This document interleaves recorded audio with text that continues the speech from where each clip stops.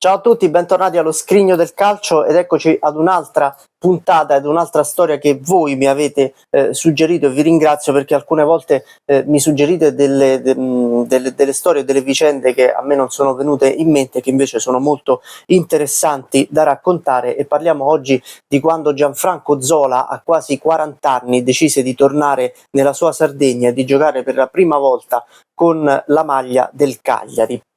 Stagioni 2003-2004 e 2004-2005, che sono state soltanto due, ma sono bastate ad inserire tra l'altro il fantasista sardo nella Hall of Fame del club rossoblu. Dopo 7 stagioni al Chelsea, tantissimi gol, tra cui alcuni meravigliosi, Zola decide di tornare in Italia, ma soprattutto di tornare nella sua Sardegna e giocare per la prima volta con la maglia del Cagliari, perché lui ad inizio carriera aveva giocato in Serie C e in Serie D credo con la Nuorese e con la Torres, ma non aveva mai indossato la maglia del Cagliari. È una situazione molto particolare quella che c'è in Sardegna. Praticamente in Sardegna tutti tifano per il Cagliari, anche i tifosi delle squadre tra virgolette minori della Sardegna. Cagliari è proprio catalizza completamente il tifo in Sardegna, e Zola non può, secondo lui da sardo, chiudere la sua carriera senza aver mai indossato la maglia del Cagliari. Il Cagliari nell'estate del 2003 è ancora in Serie B, ed è in Serie B tra l'altro da maggio del 2000, e non è più riuscito né nel 2001 né nel 2002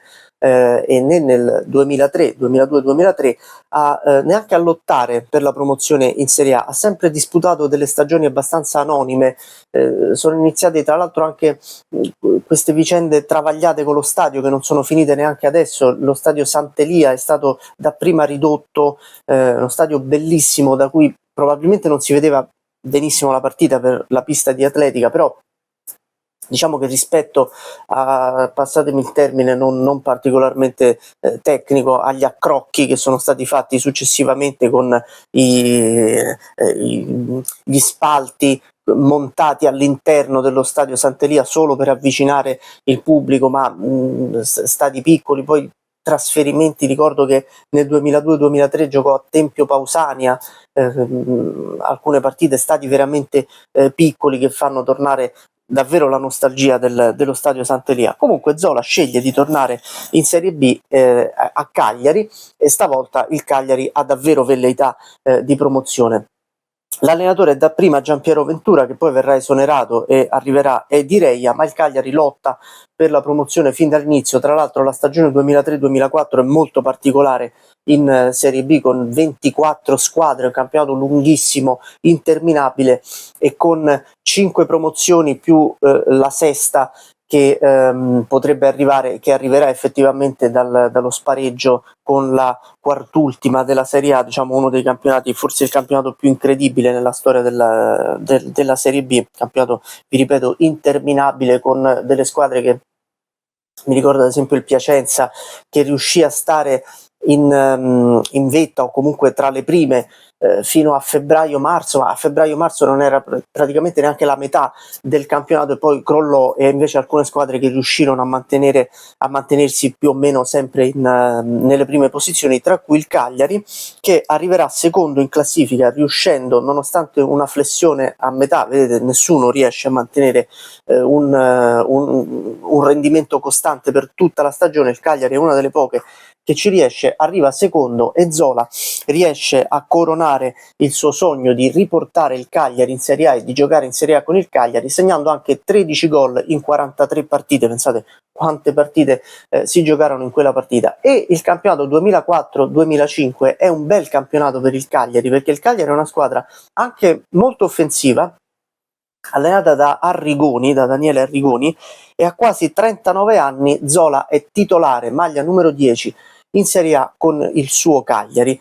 Pubblico in delirio, ovviamente. Zola è stato, si è forse parlato meno di lui, perché negli anni 90 la Serie A aveva talmente tanti fuoriclasse, talmente tanto talento, che Zola era uno dei tanti, ma era veramente un talento eccezionale. Poi è andato in Inghilterra, dove è stato apprezzato tantissimo, nonostante si dicesse all'inizio che la Premier League non fosse il campionato per un giocatore molto piccolo, comunque un brevilineo, anche fisicamente non dotatissimo, la tecnica che aveva Gianfranco Zola fece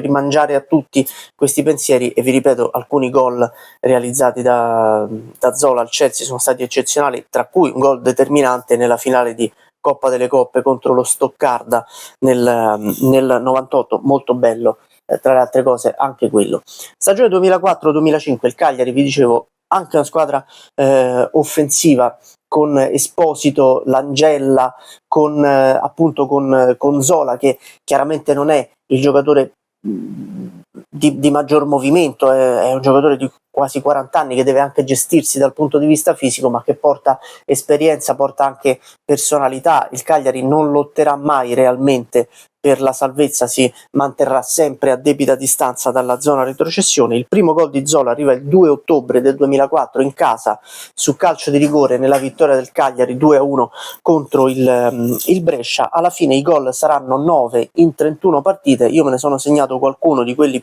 più rappresentativi, più iconici di quella stagione, ad esempio Lazio-Cagliari del 28 novembre 2004, Lazio-Cagliari 2-3 con gol decisivo nel finale, la doppietta al Chievo la settimana successiva, gol di testa alla Juve, e questo è probabilmente il gol che tutti più ricordano dell'esperienza di Zola al Cagliari, il 16 gennaio del 2005, la Juventus va in vantaggio, Juventus di Capello, capolista del campionato, va in vantaggio con Emerson di testa. La partita sembra essere gestita abbastanza tranquillamente dai bianconeri, e al 90esimo, all'89esimo succede qualcosa di abbastanza incredibile, un cross dalla tre quarti, Zola con uno stacco di testa, non so, alla Battistuta, alla Birov. Zola non era certo un granatiere, non era certo un giocatore altissimo, svetta in mezzo ai due difensori centrali della Juve e segna un gol davvero centravanti di testa all'89esimo, e mi ricordo la rabbia di Buffon di aver preso gol alla fine, come per dire potevo prendere gol su punizione da Zola, ma non di testa.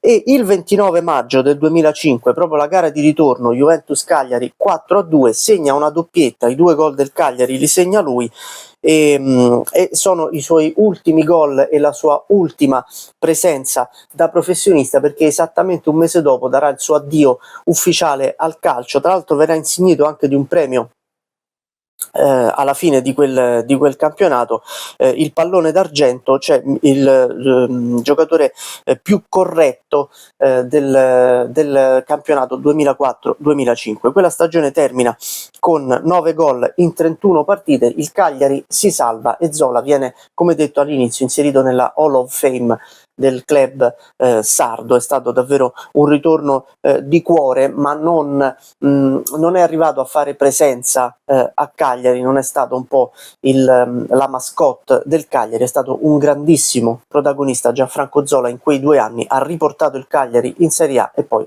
lo ha salvato. Il Cagliari davvero faceva difficoltà ad arrivare in Serie A, e probabilmente quella spinta che ha anche riacceso l'entusiasmo del pubblico, ha contribuito al ritorno del Cagliari in Serie A e poi a una stabilizzazione abbastanza costante dei sardi nella massima serie, nonostante un altro paio di cadute negli anni, ma quello ci può stare. Questa è la storia di Gianfranco Zola al Cagliari e del Cagliari 2003-2004 e 2004-2005. Vi ringrazio di avermela suggerita, l'ho portata volentieri. Mi raccomando, iscrivetevi al canale se non l'avete ancora fatto e seguite tutti i social. Se per caso vi dovesse mancare la mia faccia, almeno potrete seguire tutto quello che scrivo e che pubblico sui social e sul blog Il Popolo del Calcio. Tanto c'è tutto nella descrizione del canale, leggetela mentre io vado a preparare altre cose. Ciao!